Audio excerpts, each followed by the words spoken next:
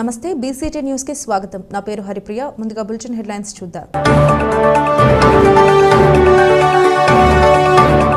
బాపట్ల నియోజకవర్గ టూరిజం అభివృద్ధి చెందేందుకు అన్ని వనరులు ఉన్నాయి. బాపట్ల శాసనసభ్యులు వేగేశ్న నరేంద్ర వర్మ. తవ్వే కొద్దీ వైసీపీ అక్రమాలు బయటకు వస్తున్నాయి. గత జగన్ ప్రభుత్వం శాసన మండలి అనుమతి లేకుండా నేరుగా 600 కోట్ల రూపాయలు ఖర్చు పెట్టింది. మంత్రి పయ్యావుల కేశవ్. కార్తీక వన భోజనాలతో ప్రజల మధ్య ఆధ్యాత్మిక భావాలు పెంపొందుతాయి. శ్రీ గంగా గౌరీ సమేత బదరీ కేదారేశ్వరి స్వామి అర్చకులు వాసుదేవ శాస్త్రి.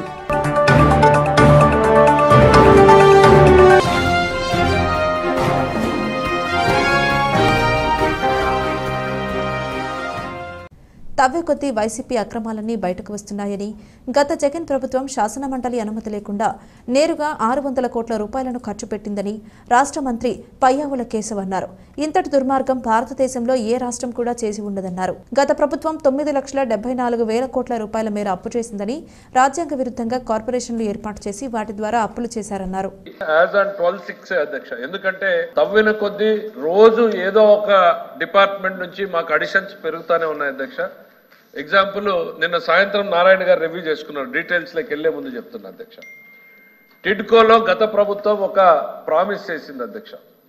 అంతకు ముందు ఉన్నటువంటి 2014-19 మధ్య ఉన్నటువంటి ప్రభుత్వం 365 చదరపు గజాల ఇంటికి 50,000 రూపాయలు పైన కట్టాలి, 1,00,000 రూపాయలు 430 ఇంటికి కట్టాలి అని అంటే దాంట్లో సగం కడితే చాలు అని చెప్పి మీకు తిరిగి డబ్బు ఇస్తామని చెప్పారు అధ్యక్ష. వాళ్ళందరికీ తిరిగి పేపర్లు ఇచ్చారు అధ్యక్ష, మీకు 25,000 ఇస్తామని. వాళ్ళు రోజు తిరిగి వెళ్తా ఉన్నారు అధ్యక్ష. మేము రివ్యూ చేసిన రోజు రాలేదు, అది ప్రభుత్వ బకాయినే అధ్యక్ష. వాళ్ళని మొత్తం చూస్తే 350 కోట్ల అధ్యక్ష. ఇట్లా శాఖల నుంచి రోజు కూడా ప్రభుత్వానికి బకాయిల జాబితా అనేది పెరుగుతానే ఉంది అధ్యక్ష. నిన్న రిప్లైలో ఉండుంటే ఈరోజు ఈ ప్రశ్న ఇంత వచ్చిండేది కాదు అధ్యక్ష. ఎందుకనంటే వ్యవస్థలో అకౌంటెన్సీ అనేటువంటిది ఒక దగ్గర కనపడకుండా చేసినటువంటి పరిస్థితి రాష్ట్రంలో ఉంది అధ్యక్ష. నేను మళ్ళీ చెప్తున్నా అధ్యక్ష, ప్రభుత్వానికి ప్రాఫిట్ అండ్ లాస్ స్టేట్మెంట్ ఉండదు. ప్రభుత్వానికి ప్రాఫిట్ అనేది లేదు. ప్రభుత్వానికి ఓన్లీ అసెట్స్ అండ్ లయబిలిటీస్ ఉంటుంది, రెవెన్యూ ఉంటుంది. ఆస్తులు అప్పుల పట్టిక అధ్యక్ష. అప్పుల పట్టిక కింద రాష్ట్ర ప్రభుత్వం మేము కాదు సిఏజీకి ఇచ్చినటువంటి అప్పుల పట్టిక ప్రకారం చూస్తే అధ్యక్ష, గవర్నమెంట్ డెట్ 4,38,278 కోట్లు, పబ్లిక్ అకౌంట్ లయబిలిటీస్ 80,914 కోట్ల రూపాయలు, కార్పొరేషన్ అప్పులు 2,48,677 కోట్ల రూపాయలు, సివిల్ సప్లైస్ కార్పొరేషన్ కి ఉన్నటువంటి బకాయిలు 36,000 కోట్లు, పవర్ సెక్టర్ కు ఉన్నటువంటి బకాయిలు 34,267 కోట్లు, వివిధ వెండర్స్ కి అంటే కాంట్రాక్టర్లకి లేక సప్లైస్ చేసినటువంటి వాళ్ళు కోడిగుడ్లు చిక్కీలు చేసినటువంటి వాళ్ళకు కూడా 1,13,244 రూపాయలు, ఎంప్లాయీస్ కి స్టాచ్యూటరీ బకాయిల అధ్యక్ష. ప్రభుత్వ ఉద్యోగులకి రాజ్యాంగబద్ధంగా ఇవ్వాల్సినటువంటివి 21,980 కోట్ల అధ్యక్ష. Non contribution of sinking fund ఇవన్నీ కలిపితే దాదాపు 9,74,000 కోట్లు. ఇవాళకి సంఖ్య ఇంకా పెరిగింది అధ్యక్ష. ఇది యాజ్ ఆన్ థింగ్. ఇది ఆస్తులు అప్పులు పట్టిక అనేటువంటిది వీళ్ళు ఎవరన్నా కానీ సిఏజీ రిపోర్ట్లో చూసుకోవచ్చు. ఇవన్నీ కూడా సిఏజీ రిపోర్ట్లో మాకు ఎఫ్ఆర్బిఎం లిమిట్స్ ఇందాక సభ్యుడు చెప్పాడు అధ్యక్ష, కార్పొరేషన్ నుంచి డబ్బులు డైవర్ట్ చేశారు. గత ప్రభుత్వం అవలంబించినటువంటి విధానాన్ని చూస్తే అధ్యక్ష, ప్రభుత్వానికి ఎఫ్ఆర్బిఎం లిమిట్ ఉంటుంది. మొన్న ఎల్ఓపి గారు కూడా చెప్తున్నారు దానికి ఎక్కువ తక్కువ పోవడానికి వీల్లేదు. శాసనసభకు రాష్ట్రంలో ఉన్నటువంటి ప్రతి రూపాయి రాక ఖర్చు పెట్టేటువంటిది రాష్ట్ర ప్రభుత్వ ఖజానాకు రావాలి. ఖర్చు పెట్టాలి అని అంటే శాసనసభ శాసన మండలి అనుమతిస్తే మాత్రమే ఖర్చు పెట్టాలి అధ్యక్ష. అందుకోసమే మనం ఇక్కడ ఉన్నాం అధ్యక్ష. మంత్రులుగా మేము అడిగేది కూడా ఏంటి అధ్యక్ష, సభను అడిగేటువంటిది ఏంది, I beg to move that A some of rupees so and so may be granted to my department. మేము సభని అభ్యర్థిస్తాం అధ్యక్ష, ఈ రకంగా మా సొమ్ము ఖర్చు చేయడానికి అనుమతి ఇవ్వండి. శాసనసభ మండలి అనుమతిస్తేనే ఖర్చు చేయాలి. కానీ గత ప్రభుత్వం శాసనసభ అనుమతి లేకుండా నేరుగా ఒక 600 కోట్ల రూపాయలు ఖర్చు పెట్టింది అధ్యక్ష. బహుశా భారతదేశ చరిత్రలో ఏ రాష్ట్రం కూడా చేసింది. ఇది కాక అసలు రాజ్యాంగ నేతలు రాసినటువంటి పెద్దలు కూడా ఊహించినటువంటి విధంగా చట్టసభల పరిధిలోకి రాకుండా డబ్బుల్ని సేకరించడం, చట్టసభల అనుమతి లేకుండానే డబ్బును ఖర్చు చేసే విధానాన్ని కూడా గత ప్రభుత్వం మొదలుపెట్టింది అధ్యక్ష. ఇది నేను ఎక్కడ బ్లేమ్ గేమ్ తో మాట్లాడడం లేదు అధ్యక్ష. ఇది శాసనసభ సంబంధించినటువంటి వ్యవహారము, ప్రజా పద్ధతులకు సంబంధించినటువంటి వ్యవహారం. 2 కార్పొరేషన్లను ఏర్పాటు చేశారు అధ్యక్ష. ఇందాక గౌరవ సభ్యులు అడిగారు ఇవి నిజమా కాదా అని. ఏపీ అప్పటిదాకా ఉన్నటువంటి బెవరేజెస్ కార్పొరేషన్, తర్వాత స్టేట్ డెవలప్మెంట్ కార్పొరేషన్ అని ఒకటి ఏర్పాటు చేసి ఊహకి అందలేదు అధ్యక్ష. బహుశా భారతదేశంలో ఏ స్టేట్ కూడా చేయలేదు. వీళ్ళు రాష్ట్రానికి వచ్చేటువంటి ఆదాయం, రాష్ట్ర ఖజానాకు రావాల్సినటువంటి ఆదాయాన్ని కొంత పర్సంటేజ్ 2 కార్పొరేషన్లకి మళ్లించారు. ఇది రాజ్యాంగ విరుద్ధం అని చెప్పేసి నేను ఆ రోజు గవర్నర్ గారిని కలిసి చెప్పాను. ఆ తర్వాత కేంద్ర మంత్రి నిర్మలా సీతారామన్ గారు ఇది నిజమే అంటే ఇది చేయకూడదు అంటూ పబ్లిక్ గా స్టేట్మెంట్ ఇచ్చి తరువాత నిబంధనలు కూడా మార్చారు. రాష్ట్ర ప్రభుత్వ ఖజానాకు రావాల్సినటువంటి ఆదాయాన్ని పక్కకు మళ్లించారు. రెండవది మళ్లించిన ఆదాయాన్ని చూపించి వీళ్ళు మళ్ళా ఒక కార్పొరేషన్ లో 13,000 కోట్లు, ఇంకొక కార్పొరేషన్ లో 14,000 కోట్లు, మొత్తం 50,000 కోట్లకి వాళ్ళు ప్రణాళిక ఏర్పాటు చేస్తే ఆ రోజు ఇది తప్పు, సరైనటువంటి విధానం కాదు అని నేను గవర్నర్ గారిని కలిసిన తర్వాత దీని మీద చర్చ మొదలైంది. ఇదంతా కూడా చాలా రహస్యంగా జరిగింది. ఎక్కడా శాసనసభ ముందు పెట్టడం గానీ, కేబినెట్ ముందు పెట్టడం గానీ, కేబినెట్ సహచరులకు కూడా తెలుసని నేను అనుకోను. కేబినెట్ ముందు పెట్టడం గానీ, ఎవరు చేశారు, ఎట్లా నడిచింది అనేటువంటిది ఏదో ఆ రోజు మాకున్నటువంటి సోర్స్ ప్రకారం ఇన్ఫర్మేషన్ వస్తే కొంచెం డిగ్ చేసిన తర్వాత ఎంత లోతుకి వెళ్ళిందంటే అధ్యక్ష, ఆ రోజు బ్యాంకులు ప్రభుత్వాన్ని నమ్మక అధ్యక్ష అప్పులు ఎప్పుడు అడుగుతారు అధ్యక్ష, చేయబదులు ఇస్తారు, తర్వాత ప్రామిసరీ నోట్ రాసుకుంటారు, నమ్మకపోతే ఆస్తులు తాకట్టు పెడతారు. మీరు ఆస్తులు తాకట్టు పెట్టాలి అని షరతును పెట్టారు అధ్యక్ష. చివరి నిమిషం ఆస్తులు తాకట్లు పెట్టారు అధ్యక్ష. ఆ లిస్టు సభ ముందు ఆల్రెడీ పెట్టాము. ఆఖరికి వాళ్ళు అడిగారు, మీరు డబ్బులు కట్టే పరిస్థితిలో లేరు, మేము అగ్రిమెంట్స్ ఎవరి పేరు మీద జరుగుతాయి అధ్యక్ష, గవర్నర్ పేరు మీద అగ్రిమెంట్లు జరుగుతాయి అధ్యక్ష. గవర్నర్ గారికి మీరేమో సివిల్ కోర్టుకి వెళ్ళొద్దు, గవర్నర్ మీద కేసులు వేయటానికి లేదు అనేటువంటి రాజ్యాంగ రక్షణ ఉంది, దాన్ని తొలగించండి అని అంటే వీళ్ళు జీవోతో భారత రాజ్యాంగం ఇచ్చిన రక్షణని గవర్నర్ తొలగించారు అధ్యక్ష. తొలగిస్తే నేను వెళ్ళి గవర్నర్ గారికి చెప్పితే గవర్నర్ గారు చీఫ్ సెక్రటరీని పిలిచి కావాలంటే డాక్యుమెంట్స్ పెడతాను అధ్యక్ష, మందిస్తే ఆ తర్వాత మళ్ళీ బ్యాంకులన్నింటినీ పిలిచి మళ్ళీ సప్లిమెంటరీ అగ్రిమెంట్ చేసుకున్నారు అధ్యక్ష. 2 కార్పొరేషన్లను ఉపయోగించి ఈ రాష్ట్ర శాసనసభకు రావాల్సినటువంటి శాసనసభ పర్యవేక్షణ లేకుండా డబ్బు ఖర్చు పెట్టారు. 3వ కార్పొరేషన్ పెట్టారు అధ్యక్ష, Andhra Pradesh state financial services corporation. ఏంటి అధ్యక్ష ఈ కార్పొరేషన్ పని అనంటే రాష్ట్రంలో డబ్బులు ఎక్కడున్నాయో మొత్తం చూశారు అధ్యక్ష. డిపాజిట్ కోర్టు కేసుల్లో ఉన్నటువంటి సివిల్ డిస్ప్యూట్ల డిపాజిట్లను కూడా రాష్ట్ర ప్రభుత్వం ఒక స్టేట్ ఫైనాన్షియల్ కార్పొరేషన్ పెట్టి రాష్ట్రంలో ఉన్నటువంటి డబ్బులన్నింటినీ కూడా డైవర్ట్ చేసి ఇవాళ ఆ సొమ్ములన్నీ కూడా స్టేట్ డెవలప్మెంట్ కార్పొరేషన్ డైవర్ట్ చేశారు అధ్యక్ష. ఇది ఖచ్చితంగా రాజ్యాంగ ఉల్లంఘన అనేటువంటిది మేము ఆ రోజు చెప్పాం. ఆ తర్వాత కేంద్ర ప్రభుత్వం కూడా అది కరెక్ట్ అని చెప్పి నిబంధనల్ని మార్పు చేయడం జరిగింది. బాపట్ల నియోజకవర్గం టూరిజం డెవలప్మెంట్ అభివృద్ధి చేసేందుకు అన్ని వనరులు ఉన్నాయని, కావాల్సిన నిధులు మంజూరు చేసి సూర్యలంక బీచ్ మీద దృష్టి పెట్టాలని బాపట్ల ఎమ్మెల్యే వేగేశ్న నరేంద్రవర్మ కోరారు. అదేవిధంగా బాపట్ల నుండి గుంటూరు వరకు గల రోడ్డు కూడా 4 వరుసలు అభివృద్ధి చేయాల్సిన అవసరం ఉందన్నారు. రవాణా పరంగా బాపట్ల ఆర్టీసీ డిపో అభివృద్ధి చెందాలని, అన్ని ప్రాంతాలకు బస్ సౌకర్యం ఏర్పాటు చేయాలన్నారు. ఈ విషయంపై రవాణా మంత్రి వర్యులను కలిసి విజ్ఞాపన పత్రం అందజేశామన్నారు. రవాణా మెరుగుపడితే అభివృద్ధి దానంతటదే జరుగుతుందని పేర్కొన్నారు. అధ్యక్ష, నా పేరు నరేంద్ర వర్మ, బాపట్ల నియోజకవర్గం.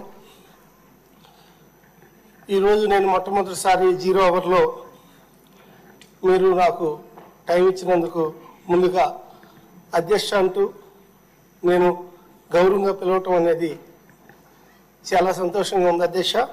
ఈ మా బాపట్ల నియోజకవర్గ ప్రజలకు ఇక్కడ దాకా తీసుకొచ్చిన నారా చంద్రబాబు నాయుడు గారికి శాసనసభ సాక్షిగా ధన్యవాదాలు తెలియజేస్తున్నాను అధ్యక్ష. మా నియోజకవర్గం సంబంధించి బాపట్ల నియోజకవర్గం సంబంధించి టూరిజం మీద నేను ఈరోజు మాట్లాడదలుచుకున్నాను అధ్యక్ష. తెలంగాణ రాజధానికి, ఇటు ఆంధ్రప్రదేశ్ రాజధానికి అతి దగ్గరలో ఉన్న సువిశాలమైన శాండీ అండ్ సేఫ్టీ బీచ్ మా బాపట్ల సూర్యలంక బీచ్ అధ్యక్ష. అక్కడ ఆ టూరిజం డెవలప్మెంట్లో భాగంగా బాపట్ల చీరాల అప్పట్లో బ్రిటిష్ కాలంలో రాజదండు రోడ్డు అంటూ 80 అడుగులు వదిలిపెట్టారు అధ్యక్ష. దాన్ని అనుసంధానించే విధంగా ఈపురుపాలెం స్ట్రైట్ కట్లో ఒక వంతెన నిర్మించి ఆ 2 ప్రాంతాలని మనం కలిపినట్లయితే ఒక 14-15 కిలోమీటర్లు ఉంటుంది. బీచ్ చాలా బాగుంటుంది అధ్యక్ష. అక్కడ 4 నుంచి 5 5 స్టార్ హోటల్స్ వస్తున్నాయి అధ్యక్ష. అలాగే హైదరాబాద్ నుంచి ఇటు నార్కేడ్పల్లి మీదుగా పర్చూరు, చీరాల, నర్సరావుపేట ఈ స్ట్రైట్ గా ఒక రోడ్ వేస్తున్నారు అధ్యక్ష. అది 1 సంవత్సరంలో పూర్తవుతుంది. ఓన్లీ 4 అవర్సే మా ప్రాంతానికి రావడానికి తెలంగాణ నుంచి ఎక్కువ హైదరాబాద్ నుంచి వస్తారు అధ్యక్ష. దానికోసం సరైన వసతులు కల్పించే దిశగా టూరిజం డెవలప్ చేయాలి. చీరాల ఐఎల్టీడీ కాలనీలోని Saint Matthews Lutheran church silver jubilee కార్యక్రమంలో బాపట్ల జిల్లా టీడీపీ అధ్యక్షులు బావుడా చైర్మన్ సలగల రాజశేఖర్ బాబు పాల్గొని ప్రత్యేక ప్రార్థనలు చేశారు. ప్రతి ఒక్కరూ దేవుడు చూపిన మార్గంలో ముందుకు నడవాలని పేర్కొన్నారు. ఈ కార్యక్రమంలో చర్చ్ పాస్టర్లు తదితరులు పాల్గొన్నారు. అశోక్ గారు చెప్పినట్టు సెయింట్ జాన్స్ చర్చ్ నుండి దీన్ని విడిచేసి ఒక ఉన్నతమైనటువంటి సంఘంగా ఈనాడు నిర్మించాడు. మరి ఈ సంఘ అభివృద్ధిలో భాగస్థులైనటువంటి అనేక మంది ఈరోజు సజీవులుగా లేకపోయినా వారిని స్మరించుకుంటూ అలాగనే ఈ సంఘాభివృద్ధిని చూసి సంతోషిస్తూ ఇక్కడ దేవుని ఆరాధించేటువంటి అందరూ కూడా బహుముఖంగా ఆశీర్వదింపబడాలని మనస్ఫూర్తిగా కోరుకుంటూ గుంతల రహిత కార్యక్రమంలో రహదారులు మరమ్మతు పనులను గుర్తిదారులు చేయకపోతే తక్షణమే తొలగించాలని జిల్లా కలెక్టర్ జె వెంకటమురళి హెచ్చరించారు. రాష్ట్ర ప్రభుత్వం ప్రతిష్టాత్మకంగా చేపట్టిన గుంతల రహిత కార్యక్రమం అమలు తీరుపై ఆర్ఎండ్బి అధికారులతో జిల్లా కలెక్టర్ సమీక్ష నిర్వహించారు. గుంతలు లేని రహదారులపై ప్రజలు సాఫీగా ప్రయాణం చేయాలనే ఉద్దేశంతో రాష్ట్ర ప్రభుత్వం కోట్ల రూపాయల నిధులు విడుదల చేసిందని కలెక్టర్ అన్నారు. యుద్ధ ప్రాతిపదికన మరమ్మతు పనులు చేయాలని ప్రభుత్వం సూచించిందన్నారు. ప్రజా ప్రయోజనాలను విస్మరిస్తే కుదరదన్నారు. ప్రభుత్వం స్పష్టమైన మార్గదర్శకాలు ఇచ్చినప్పటికీ పనులు చేపట్టకపోవడం ఏమిటని జిల్లా కలెక్టర్ నిలదీశారు. బాపట్ల జిల్లాలో 337 కిలోమీటర్ల పొడవైన రహదారులపై 67 పనులను గుర్తించినట్లు పేర్కొన్నారు. ఇందుకోసం 17.23 కోట్ల రూపాయల నిధులను రాష్ట్ర ప్రభుత్వం విడుదల చేసిందన్నారు. ప్రస్తుతం 12 పనులే ప్రారంభం కావడంపై కలెక్టర్ అసంతృప్తి వ్యక్తం చేశారు. మరికొన్ని పనులు టెండర్ దశ దాటి గుత్తేదారులకు పనులు అప్పగించినప్పటికీ ప్రారంభం కాలేదన్నారు. టెండర్లు దక్కించుకుని పనులు మొదలు పెట్టకపోతే నోటీసులు జారీ చేయాలన్నారు. నోటీసుల జారీ తదుపరి వారిని తక్షణమే తొలగించాలని ఆదేశించారు. బాపట్ల గుంటూరు రాష్ట్రీయ రహదారిని జాతీయ రహదారిగా మార్చడానికి ప్రతిపాదనలు సిద్ధం చేస్తున్నామన్నారు.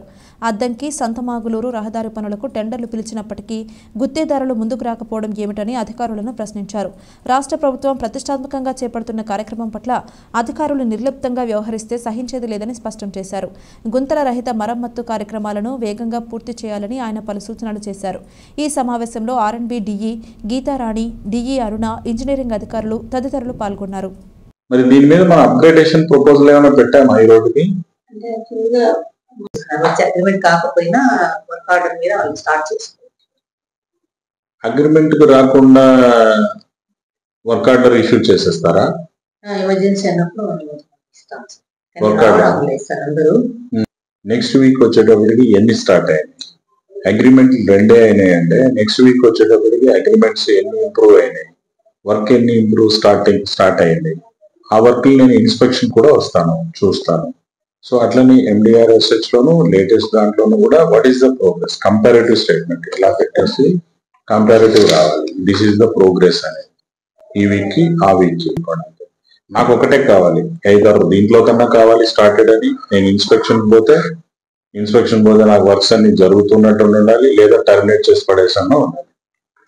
టర్మినేట్ చేసి సెకండ్ కాల్లోనే ఉండాలి. Either work in the progress or termination in second class. ఈ 2 కాలమ్స్ కనపడాలి. తక్షణమే పేదలకు ఇళ్ల స్థలాలు ఇచ్చి ఆదుకోవాలని వ్యవసాయ కార్మిక సంఘం జిల్లా అధ్యక్షుడు జల్దీ భాగ్య శ్రీధర్ డిమాండ్ చేశారు. బాపట్ల పట్టణంలో 1, 2వ వార్డులలోని సచివాలయాల వద్ద సిపిఐ ఏపీ వ్యవసాయ కార్మిక సంఘం ఆధ్వర్యంలో ధర్నా నిర్వహించారు. ఇల్లు నిర్మించుకునే వారికి 5 లక్షల రూపాయలు ఇవ్వాలని శ్రీధర్ కోరారు. అంటే నిర్మాణానికి ఇసుక, ఇటుక, సిమెంటు తదితర ముడి సరుకులను ప్రభుత్వమే ఇవ్వాలని పేర్కొన్నారు. అనంతరం గ్రామ సచివాలయ సెక్రటరీకి వినతి పత్రం అందజేశారు.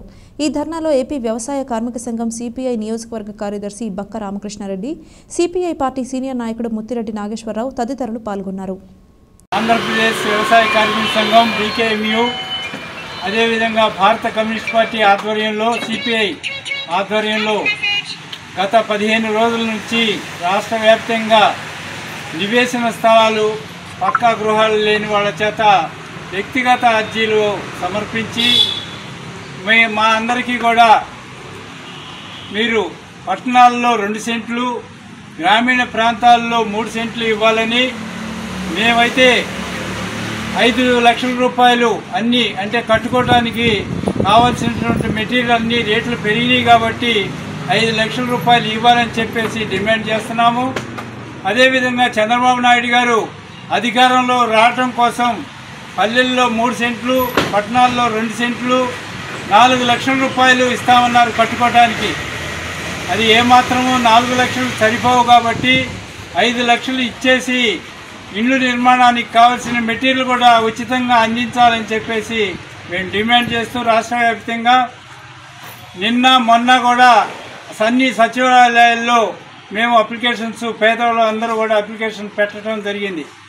మా రాజీవ్ గాంధీ కాలనీలో దాదాపు 100 మంది నివేశన స్థలాలు లేక అద్దెలు భరాయించలేక ఇబ్బందులు పడుతున్నారు.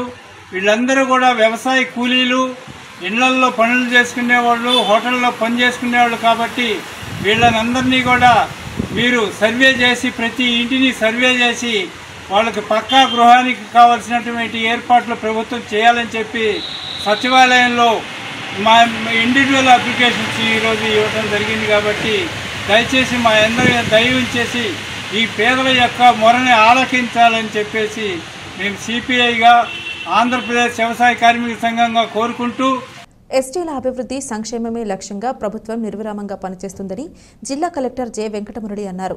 చీరాల మండలం ఈపురపాలెం కాల్వకట్టపై నివాసం ఉంటున్న ఎస్టీ గృహాలను జిల్లా కలెక్టర్ పరిశీలించారు. గిరిజన సంఘం దేవరకొండ రాము ఆధ్వర్యంలో 100 మంది ఎస్టీలకు జిల్లా కలెక్టర్ చేతుల మీదుగా బ్లాంకెట్స్ పంపిణీ కార్యక్రమం నిర్వహించారు. ఎస్టీల అభివృద్ధికి తాను కట్టుబడి ఉన్నారని జిల్లా కలెక్టర్ అన్నారు. ఎస్టీలు నివాసముంటున్న ప్రాంతాన్ని పరిశీలించిన కలెక్టర్ చలించిపోయారు. ఎస్టీలకు వరాల జల్లు కురిపించారు. ప్రాథమిక అవసరాలు యుద్ధ ప్రాతిపదికన తీరుస్తామని హామీ ఇచ్చారు. కాల్వలో చేపల వేటతో అత్యంత నిరుపేదలుగా జీవనం సాగిస్తున్న వారికి అన్ని విధాలుగా అండగా ఉంటారన్నారు. ఆధార్ కార్డులు, రేషన్ కార్డులు, సంక్షేమ పథకాలను వర్తింపజేస్తానని ప్రకటించారు. జాబ్ కార్డులు జారీ చేసి సమీపంలోనే ఉపాధి హామీ పనులు కల్పిస్తామని హామీ ఇచ్చారు. కనీసం కూలీ వచ్చేలా అన్ని చర్యలు తీసుకుంటామన్నారు. వీధి విద్యుత్ దీపాలు తక్షణమే వేయిస్తామన్నారు. ఆర్డబ్ల్యూఎస్ అధికారుల ద్వారా మంచినీటి కొళాయిల ఏర్పాటుతో సురక్షితమైన త్రాగునీరు సరఫరా చేస్తామన్నారు. అంగన్వాడీ కేంద్రం ఏర్పాటు చేసి ప్రీ స్కూల్ నిర్వహణ, చిన్నారులకు పౌష్టికాహారం అందుబాటులోకి తెస్తామన్నారు. గర్భిణుల కొరకు నిరంతరం వైద్య శిబిరాలు ఏర్పాటు చేస్తామన్నారు. 6 ఏళ్లు దాటిన చిన్నారులు పాఠశాలలకు వెళ్లడానికి అవసరమైన ఆటోను తక్షణమే మంజూరు చేసి సమస్య పరిష్కరిస్తానన్నారు. ఎస్టీల సమస్యలు స్వయంగా తెలుసుకుని పరిష్కరించాలనే ఉద్దేశంతో కలెక్టరేట్లో ప్రతి నెల 4వ శుక్రవారం ప్రత్యేక గ్రీవెన్స్ సెల్ ఏర్పాటు చేశామని కలెక్టర్ ప్రకటించారు. తద్వారా ఎస్టీల సమస్యల పరిష్కారానికి జిల్లా యంత్రాంగం దృష్టి సారించిందన్నారు. విద్యతోనే ఎస్టీల జీవితాలలో మార్పులు వస్తాయన్నారు. ఎస్టీలంతా బాగా చదువుకుంటే మంచి భవిష్యత్తు ఉంటుందని జిల్లా గిరిజన సంక్షేమ సాధికారత అధికారి ఐ ప్రకాష్ రావు అన్నారు. ఎస్టీలందరికీ ఆధార్ కార్డుల నమోదు ప్రక్రియ చీరాలలో ముమ్మరంగా చేపడుతున్నామని చీరాల ఆర్డీఓ చంద్రశేఖర్ తెలిపారు. ఈ అవకాశాన్ని ఎస్టీలంతా సద్వినియోగం చేసుకోవాలన్నారు. ఈ సమావేశంలో జిల్లా వైద్య ఆరోగ్య శాఖ అధికారిని డాక్టర్ ఎస్ విజయమ్మ, తహసీల్దార్ గోపీకృష్ణ, గిరిజన సంఘం నాయకులు తదితరులు పాల్గొన్నారు. ఆధార్తో దీపం వస్తుంది, ఓల్డ్ ఏజ్ పెన్షన్ వస్తుంది, విడో పెన్షన్ వస్తుంది. మీ పిల్లలకు రాబోయే రోజుల్లో ఏదైతే స్కూల్ సంబంధించిన ఇన్సెంటివ్స్ ప్రభుత్వం ఇస్తుందో ఆ స్కీమ్లలో కూడా మీరు అమలు అవుతారు. అన్ని రకాలకి అదే ఆధారం కాబట్టి ముందు దాని మీద మనం ఫోకస్ చేయడం జరిగింది. ఈ రోజున మీ అందరి విషయాల్ని రాము గారి ద్వారా, భగవాన్ ద్వారా మరికొన్ని తెలుసుకున్నాను. అందులో నేను అర్థం చేసుకున్నది ఏంటంటే మీకు జాబ్ కార్డ్స్ ఇవ్వాలి.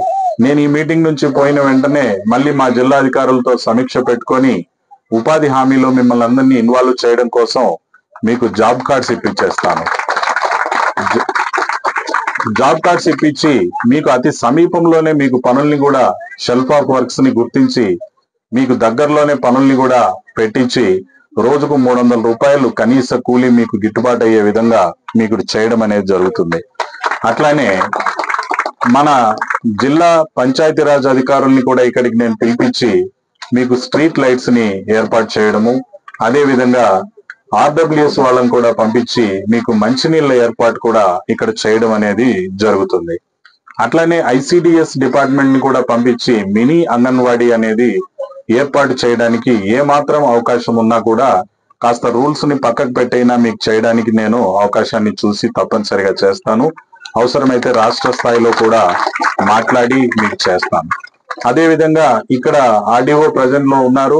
ఆర్డీఓ గారికి నేను తెలియజేసేది ఏంటంటే ఇంకా ఎన్నైతే ఆధార్ కార్డులు పెండింగ్ ఉన్నాయో, ఎంతమందికి అయితే మనము date of birth no objection ఇవ్వాల్సి ఉందో ఎన్జిఓతో కూడా కోఆర్డినేట్ చేసుకొని ఆ ఇవ్వాల్సిన వాళ్ళకు పెండింగ్ లో ఉన్న అన్ని కూడా మనం క్లియర్ గా ఇచ్చేసి ఆ డేట్ ఆఫ్ బర్త్ సంబంధించి ఆధార్లన్నీ కూడా కంప్లీట్ గా ఎన్రోల్మెంట్ చేపించేసి, ఎన్జిఓ కూడా గత 4 సంవత్సరాలుగా పనిచేస్తున్నారు కాబట్టి వాళ్ళ దగ్గర కంప్లీట్ ఇన్ఫర్మేషన్ ఉంటుంది. వాళ్ళ కోఆర్డినేషన్ తో మనం పనిచేసినట్టయితే ఒక్కరికి కూడా మిస్ కాకుండా మనం చేయగలుగుతాం. ప్రతి నెలలో 4వ శుక్రవారం రోజున తప్పనిసరిగా కేవలం గిరిజనుల యొక్క గ్రీవెన్సెస్ మాత్రమే సేకరించడం కోసం మనము ఒక grievance day, tribal grievance day అని స్పెషల్ గా మనం పెట్టుకోవడం అనేది జరిగింది. అదే విధంగా ప్రతి 3వ శుక్రవారం రోజున, అంటే ప్రతి నెల 3వ శుక్రవారం రోజున వికలాంగులకు సంబంధించి, దివ్యాంగులకు సంబంధించినటువంటి స్పెషల్ గ్రీవెన్స్ డే అనేది కూడా పెట్టుకోవడం జరిగింది. గ్రీవెన్స్ డే పెట్టుకోవడం అంటేనే సమస్య పరిష్కారం అయిపోయినట్టు కాదు. సమస్యల పరిష్కారం అనే ఘట్టంలో మొదటి దశ ప్రారంభమైనట్టు. అంటే మరి మనం గ్రీవెన్సెస్ తీసుకుంటాం.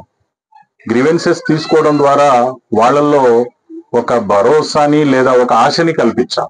అది వ్యక్తిగతంగా ఉపయోగపడేదా, సామూహికంగా కమ్యూనిటీకి ఉపయోగపడేదా అని చూసుకొని దానికి కావాల్సినటువంటి అది ఫండ్స్ తో ముడిపడి ఉందా, ఫండ్స్ లేకుండా ఉందా అని కూడా చూసుకొని ప్రాధాన్యతలో పెట్టుకొని అనేక పనులున్న వాటిని పక్కకు పెట్టి దీన్ని అదే పనిగా మనము ముందుకు తీసుకొని వెళ్ళి మీకు మేలు చేయాలనేటువంటి ఉద్దేశంలో మాకు బాధ్యత పెరుగుతుంది. బాపట్ల పట్టణంలోని 1వ వార్డులో ఈ నెల 21వ తేదీ నిర్వహించనున్న అంకమ్మ తల్లి విగ్రహ ప్రతిష్టాపన కార్యక్రమాన్ని పురస్కరించుకుని అమ్మవారికి హోమాలు అత్యంత వైభవంగా నిర్వహించారు. అమ్మవారికి విఘ్నేశ్వర పూజ, పుణ్యాహవచనం, రక్షాబంధనం, దీక్షాధారణ, యాగశాల ప్రవేశం, మండపారాధన, యోగిని క్షేత్రపాలన, వాస్తు నవగ్రహ సర్వతోభద్ర మండపారాధన, అధివాసాలు, హోమాలు అత్యంత వైభవంగా నిర్వహించారు. ఈ కార్యక్రమంలో బాబు నాగేంద్ర, అర్చక స్వాములు, భక్తులు తదితరులు పాల్గొన్నారు. పేదలకు సేవా కార్యక్రమాలు చేయడమే లక్ష్యంగా వాసవి క్లబ్ పనిచేస్తుందని వాసవి క్లబ్ గవర్నర్ పువ్వాడ నాగవెంకట నారాయణ అన్నారు. సేవా కార్యక్రమాలలో భాగంగా ఆయన కర్లపాలెం విచ్చేశారు. కర్లపాలెం వాసవి ఆర్య వైశ్య కళ్యాణ మండపంలో వాసవి క్లబ్, క్వీన్స్ క్లబ్ సంయుక్త ఆధ్వర్యంలో నిర్వహించిన కార్యక్రమాలలో వాసవి క్లబ్ గవర్నర్ నాగవెంకట నారాయణ ముఖ్య అతిథిగా పాల్గొన్నారు. ఈ సందర్భంగా వృద్ధులకు దుప్పట్లు, విద్యార్థులకు నోట్బుక్స్, పెన్నులు అందజేశారు. అనంతరం క్లబ్ సభ్యులు నాగవెంకట నారాయణ, నంబూరు నాగభూషణరావులను ఘనంగా సన్మానించారు. ఈ కార్యక్రమంలో క్లబ్ అధ్యక్షులు బొలిశెట్టి రాంబాబు, కిరణ్ కుమార్, వాసవి క్లబ్ మాజీ అధ్యక్షులు తడికమల్ల విజయ్ కుమార్, పానుగంటి సోమశేఖర్, తూనుగుంట్ల సుబ్బారావు, వాసవి క్వీన్స్ క్లబ్ అధ్యక్షులు నాళ మనిత, ఆలపాటి అనుష, జోన్ చైర్మన్ యక్కల నాగశ్వేత తదితరులు పాల్గొన్నారు. ప్రతి మహిళ లక్షాధికారి కావడమే నేటి ప్రభుత్వ లక్ష్యమని యూనియన్ బ్యాంక్ విజయవాడ జోనల్ అధికారి అనిల్ కుమార్ అన్నారు. బ్యాంకు రుణాల వెరిఫికేషన్ కార్యక్రమం నిర్వహించారు. కర్లపాలెం మండల సమైక్య కార్యాలయంలో డ్వాక్రా మహిళలకు సమావేశం నిర్వహించారు. ఈ సందర్భంగా అనిల్ కుమార్, రూరల్ బ్యాంక్ అధికారి నాయక్, ఏపీఎం శ్రీనివాసులరెడ్డి మాట్లాడుతూ మహిళా సంఘాలు రుణాలు తీసుకుని సకాలంలో 70% చెల్లించి జీవనోపాధులు వినియోగించుకుంటున్నారని తెలిపారు. ప్రభుత్వ రుణాలతో మహిళలు వ్యాపారవేత్తలు, పారిశ్రామికవేత్తలుగా కేంద్ర రాష్ట్ర ప్రభుత్వాలు ప్రోత్సహిస్తున్నాయన్నారు. ఈ కార్యక్రమంలో యూనియన్ బ్యాంక్ మేనేజర్ మానస, సిసిలు రాఘవులు, శివప్రభ, శివకోటేశ్వరరావు, లక్ష్మి తదితరులు పాల్గొన్నారు. గ్రంథాలయాలు విజ్ఞాన భాండాగారాలని ఎంపీడీఓ అద్దూరి శ్రీనివాసరావు అన్నారు. ఆటల పోటీలలో గెలుపొందిన విద్యార్థులకు బహుమతులు అందజేశారు. కర్లపాలెం శాఖ గ్రంథాలయంలో గత వారం రోజులుగా నిర్వహిస్తున్న 57వ గ్రంథాలయ వారోత్సవాలు ముగిశాయి. డ్రాయింగ్, వ్యాసరచన, కుర్చీలాట, పాటల పోటీలలో గెలుపొందిన విద్యార్థులకు బహుమతులను అందజేశారు. ఈ సందర్భంగా ఎంపీడీఓ శ్రీనివాసరావు మాట్లాడుతూ గ్రంథాలయంలో నీతి కథల పుస్తకాలు, పోటీ పరీక్షలు తదితర పుస్తకాలను విద్యార్థులు, పెద్దలు ఉపయోగించుకుని జ్ఞానమును పొందాలన్నారు. ఈ కార్యక్రమంలో ప్రధానోపాధ్యాయులు వేణుమాధవ్, కార్యదర్శి సునీత, గ్రంథాలయ అధికారి రమణమ్మ, గ్రామ పెద్దలు పెనుమత్స బాపిరాజు, కంకిపాటి నాగరాజు, చిట్టిరాజు తదితరులు పాల్గొన్నారు. 14వ తారీఖు నుంచి 20వ తారీఖు వరకు గ్రంథాలయ వారోత్సవాలు జరుగుతున్నాయి. 7 రోజుల పాటు అనేకటువంటి కార్యక్రమాలు మన డిపార్ట్మెంట్ వాళ్ళు నిర్వహించడం జరిగింది. దానిలో చివరి రోజు భాగంగా అందరూ కూడా గిఫ్ట్స్ ఇవ్వటం, అదేవిధంగా ఈ యొక్క గ్రంథాలయాలు ఉపయోగించుకోవటం వల్ల చాలా ఉపయోగం ఉంది. పుస్తక భాండాగారం ఈ గ్రంథాలయాల్లో ఉన్నటువంటి మనం అందరి వాళ్ళని కూడా ఉపయోగించుకోవటం వల్ల అన్ని విషయాలు, అన్ని సబ్జెక్టులకు సంబంధించి కూడా ఈ గ్రంథాలయాల్లో మనకు ఉంటాయి. కాబట్టి ఈ కాంపిటేటివ్ ఎగ్జామ్స్ కానీ, తర్వాత పిల్లలకు కావాల్సిన కథలకు సంబంధించినటువంటి నీతి కథలు, అనేక విషయాలు కూడా మనం గ్రంథాలయాలకు వచ్చి చదవటం వల్ల అనేక విషయాలు, కొత్త విషయాలు తెలుసుకోవడానికి ఉపయోగకరంగా ఉంటుంది. కాబట్టి ఇవన్నిటిని కూడా ప్రజలు కానీ, తర్వాత విద్యార్థులు కానీ అందరూ కూడా ఉపయోగించుకోవడానికి ఈ గ్రంథాలయం చాలా ఉపయోగకరంగా ఉంటుంది. అనేక పక్షపత్రికలు, మాసపత్రికలు, వారపత్రికలు వస్తూ ఉంటాయి. తర్వాత అదే కాంపిటేటివ్ బుక్స్ ఉంటాయి. తర్వాత పెద్ద పెద్ద మహానుభావులు రాసినటువంటి బుక్స్ ఉంటాయి. అవన్నిటిని కూడా మీరందరూ కూడా ఉపయోగించుకొని మంచి జ్ఞానము తెలివిని పొందాల్సిందిగా కోరుచు పాఠశాలల నిర్వహణ సరిగా ఉండాలని, విద్యార్థులు చక్కగా చదువుకునే అవకాశాలు కల్పించాలని కలెక్టర్ జె వెంకటమురళి అన్నారు. చెరుకుపల్లి మండలంలోని చెరుకుపల్లి, గుల్లపల్లి, కావూరులోని ప్రభుత్వ ఉన్నత పాఠశాలలు, బాపట్ల పట్టణంలోని మున్సిపల్ ఉన్నత పాఠశాలను జిల్లా కలెక్టర్ ఆకస్మికంగా తనిఖీ చేశారు. చెరుకుపల్లి మండలంలో చెరుకుపల్లి జిల్లా పరిషత్ ఉన్నత పాఠశాలను కలెక్టర్ సందర్శించారు. ప్రధానోపాధ్యాయులు కె లక్ష్మీనారాయణను పాఠశాలకు సంబంధించి టీచింగ్, నాన్ టీచింగ్ స్టాఫ్ వివరాలు, పేరెంట్ మీటింగ్ నిర్వహణ, పాఠశాల క్రీడా ప్రాంగణం వివరాలు, ఆ ప్రాంగణం వ్యాసార్థం, పాఠశాల కాంపౌండ్ వాల్ పడిపోవుటకు గల కారణాలు, పునర్నిర్మాణానికి తీసుకున్న చర్యలు, టాయిలెట్ల పరిశీలన, వాటి నిర్వహణ, మధ్యాహ్న భోజనానికి సంబంధించిన వంటగది, తరగతి గదులను, విద్యార్థుల సామర్థ్యాన్ని పరిశీలించి ప్రధానోపాధ్యాయులకు పరిసరాల పరిశుభ్రతకు చర్యలు తీసుకోవాలని ఆదేశించారు. తదుపరి చెరుకుపల్లి మండలం గుల్లపల్లి జిల్లా పరిషత్ ఉన్నత పాఠశాలను సందర్శించి ఆ పాఠశాల నిర్వహణపై కలెక్టర్ ఆరా తీశారు. టీచింగ్, నాన్ టీచింగ్ సిబ్బంది యొక్క వివరాలు, పాఠశాల యొక్క ల్యాబ్ సందర్శన, ల్యాబ్లోని పరికరాల వివరాలు, వాటి యొక్క పనితీరు, ల్యాబ్ యొక్క ఉద్దేశం, వినియోగంపై ఉపాధ్యాయులకు సూచన చేశారు. వంటగది, డైనింగ్ హాల్, కంప్యూటర్ రూమ్, తరగతి గదుల పరిశీలన, పరిసరాల పరిశీలన, ఉపాధ్యాయుల శిక్షణ తరగతుల గదులు పరిశీలించారు. కావూరి ఉన్నత పాఠశాలను సందర్శించి టీచింగ్ మరియు నాన్ టీచింగ్ స్టాఫ్ వివరాలు, ఆయా తరగతులలో విద్యార్థుల సంఖ్య, పాఠశాల పనితీరు, వంటగదిని పరిశీలించారు. టాయిలెట్లను పరిశీలించి పరిశుభ్రంగా ఉంచుకోవాలని ఆదేశించారు. తల్లిదండ్రుల సమావేశాల నిర్వహణపై పాఠశాల ప్రధానోపాధ్యాయుని వివరాలు అడిగి తెలుసుకున్నారు. బాపట్ల పురపాలక సంఘ ఉన్నత పాఠశాలను సందర్శించి విద్యార్థుల యొక్క సంఖ్య, ప్రస్తుతం హాజరైన విద్యార్థుల సంఖ్య, ఆటస్థల పరిశీలన, విస్తీర్ణం, కొత్తగా నిర్మాణం చేపట్టిన భవన వివరాలపై ఆరా తీశారు. భవనం త్వరగా పూర్తి చేయడానికి గుత్తేదారుడికి ఆదేశాలు ఇవ్వాలని సూచించారు. ఆయన వెంట జిల్లా పంచాయతీ అధికారి ప్రభాకర్, ఇన్ఛార్జ్ జిల్లా విద్యా అధికారి, చీరాల ఉప విద్యా అధికారి ఏ శ్రీనివాసరావు తదితరులు పాల్గొన్నారు. బాపట్ల డిస్ట్రిక్ట్లో చెరుకుపల్లి మండలంలో కొన్ని స్కూల్స్ని ఎంపిక చేసుకొని Cherukupalli school, Gullapalli school, Kavuru schools ఇలాంటివి అబ్జర్వేషన్ చేయడం కోసం ఒక ఇన్స్పెక్షన్కి రావడం జరిగింది. దీనికి సంబంధించిన కన్సర్న్డ్ ఆఫీసర్స్ని కూడా తీసుకొని, సో ముఖ్యంగా మనం చూస్తున్నది ఏంటంటే పిల్లల యొక్క స్టాండర్డ్స్ ఎలా ఉన్నాయి, టీచర్స్ అనేవాళ్ళు పిల్లల్ని ఐడియల్గా ఉంచుతున్నారా, వాళ్ళందరికీ కూడా క్లాసెస్ ప్రాపర్గా జరుగుతున్నాయా లేదా, పిల్లల స్టేటస్ ఎలా ఉంది, స్టాండర్డ్స్ ఎట్లా ఉన్నాయి, అదేవిధంగా వాళ్ళకి మిడ్ డే మీల్స్ సంబంధించినటువంటి వంటగది కానీ వాళ్ళకి పెట్టే విధానం కానీ అది క్వాలిటీ కానీ ఎలా ఉంది, అట్లనే పిల్లల కోసం ఉన్న అమ్యూనిటీస్, టాయిలెట్స్ ఇలాంటివన్నీ చక్కగా ఉన్నాయా, కరెక్ట్గా లేవా అనేటువంటిది ఇవన్నీ కొన్ని అబ్జర్వ్ చేయడం కోసం వచ్చాను. There are some observations. నేను ఇప్పటికి 2 స్కూల్స్ చూశాను, 3వ స్కూల్ చూడబోతా ఉన్నాను. సో ఈ అబ్జర్వేషన్స్ ఆధారంగా మనము దానికి సంబంధించినటువంటి రెస్పాన్స్ చేస్తాం. లోపాలు ఏమైనా ఉన్నాయా సార్? లోపాలు మొదట చూసిన స్కూల్లో దేర్ ఆర్ సమ్ ల్యాప్సెస్. అంటే స్కూల్లో ప్రహరీ గోడంతా పడిపోయింది, చెత్త చెదారం అంతా లోపల వేస్తున్నారు. బట్ దానికి సంబంధించిన బడ్జెటరీ సపోర్ట్ కూడా చేయాలి. At the same time disciplinary కూడా చూడాలి. కార్తీక వనభోజనాలతో ప్రజల మధ్య ఆధ్యాత్మిక భావాలు పెంపొందుతాయని శ్రీ గంగా గౌరీ సమేత బద్రీ కేదారేశ్వర స్వామి శివాలయం అర్చకులు వాసుదేవ శాస్త్రి అన్నారు. శివాలయాలలో కార్తీక వనభోజనాలు నిర్వహించారు. కల్లపాలెం అగ్రహారంలోని శ్రీ గంగా గౌరీ సమేత బద్రీ కేదారేశ్వర స్వామి శివాలయాలలో కార్తీక మాసాన్ని పురస్కరించుకుని దాతల సహకారంతో 2000 మందికి కార్తీక వన సమారాధన కార్యక్రమం నిర్వహించారు.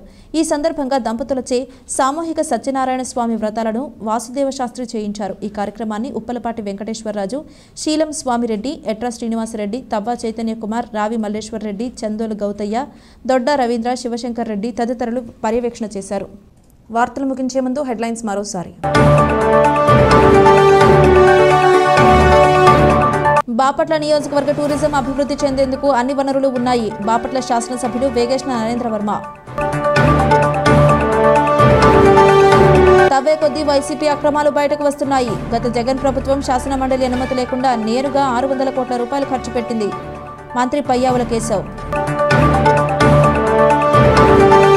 కార్తీక వన భోజనాలతో ప్రజల మధ్య ఆధ్యాత్మిక భావాలు పెంపొందుతాయి. శ్రీ గంగా గౌరీ సమేత బద్రీ కేదారేశ్వరి స్వామి అర్చకులు వాసుదేవ శాస్త్రి.